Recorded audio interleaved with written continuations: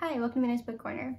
I'm Amanda, and this is going to be kind of a rambling, hopefully not too rambly, but kind of a rambling vlog about how to keep reading diversely versus reading your TBR, which is overwhelmingly not very diverse. So for this video, I'm going to be focusing primarily on racial diversity, although in the future I might make other videos that are about other types of diversity in terms of religion, sexuality, gender identity, and so on.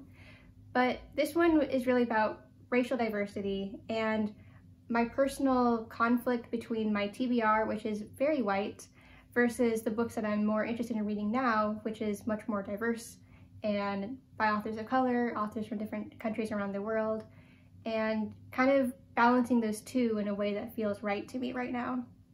So on the one hand, one of my main goals for 2022 is to start to get caught up on my TBR. I have several books that have been on my shelves for years, in some cases 5, 6, even 7 years, that I just haven't gotten to yet. But on the other hand, I've really been trying to read more and more diversely over the last few years. This isn't directly in response to George Floyd and the Black Lives Matter movement becoming more popular and accepted in 2020. I was already on this path before that, but all of that definitely did impact me, and I really have been trying to read more and more diversely, not just to look like a good person, not just to follow trends. It's not meant to be performative in any way.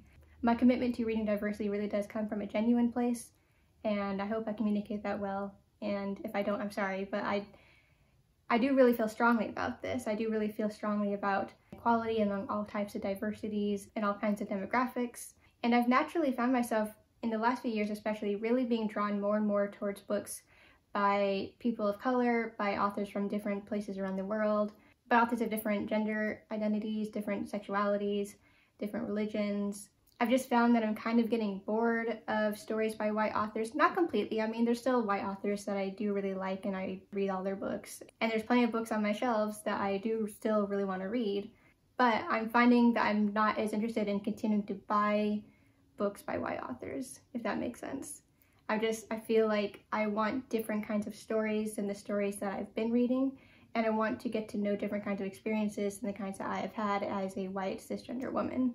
So I looked at my TBR and I counted up all the books, and out of the approximately 220 books on my TBR, yes, that is a horrible number. I didn't even want to know how many books I had, but that's how many I have unread.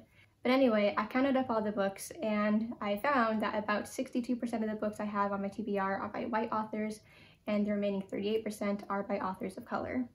And so how do I balance wanting to catch up on my TBR versus my commitment to reading diversely? Especially because I'm also trying to limit how many new books I'm buying this year. And so what is the right balance? I haven't really decided on that, but I thought I'd kind of talk about this and maybe start a conversation with other people who do want to commit to reading diversely, and not just in response to certain movements that are popular right now, not as a way of performativity, and not just in certain months when it's popular to put attention on a certain group of people that is otherwise ignored. For example, while I do like to read primarily Black authors in February in honor of Black History Month, I don't just read them in February, I read them throughout the year. Same with Asian authors. I don't just read them in May for AAPI month, I read them throughout the year. So early this month, I already announced my reading goals for 2022, and I also mentioned my different monthly reading challenges.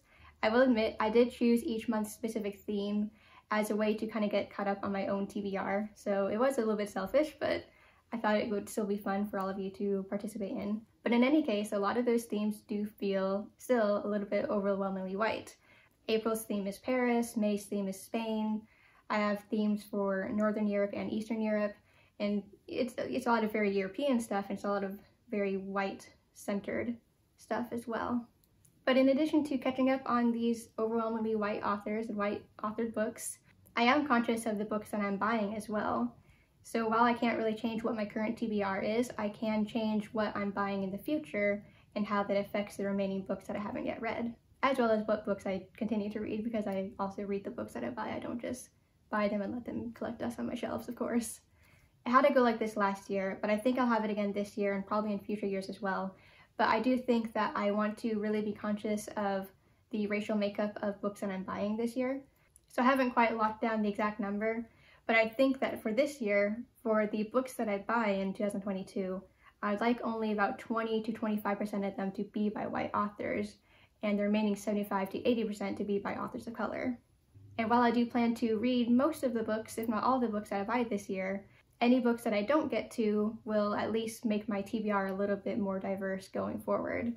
I have found myself being particularly drawn to books written by African authors and books written by Asian authors, but I've also maintained a particular interest in books by South American and Central American authors as well.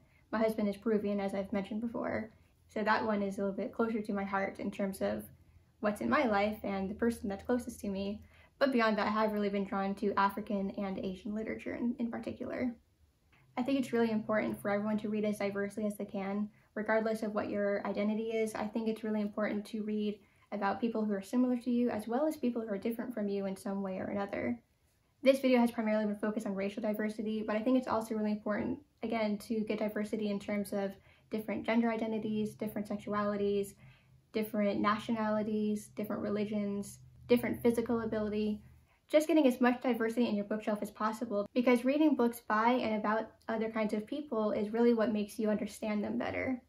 It can be educational in a lot of ways, and don't get me wrong, I mean, fiction is a wonderful way to get to know people. Don't take it as an actual history lesson or as an actual class, but I do find that fiction is a very immersive way to kind of get into the minds of people of this particular identity, culture, whatever it is, and I think it really builds empathy in the long run.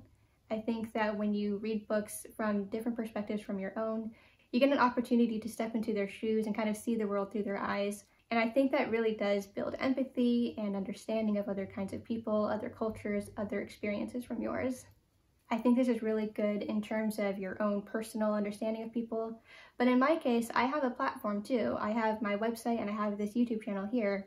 And I really am committed to lifting up authors as well. I want to lift up authors who maybe don't get as much attention, and I want to use my voice for good. I don't want to just be lifting up authors that are already bestsellers and their book is already being talked about months before they're released. And to be real, it's usually white authors who get this. I really do want to use my platform to draw attention to other books by other kinds of authors. So I hope that I can continue to do that in terms of the books that I'm reading and reviewing, in terms of the books that I'm buying and recommending in my list videos that I do.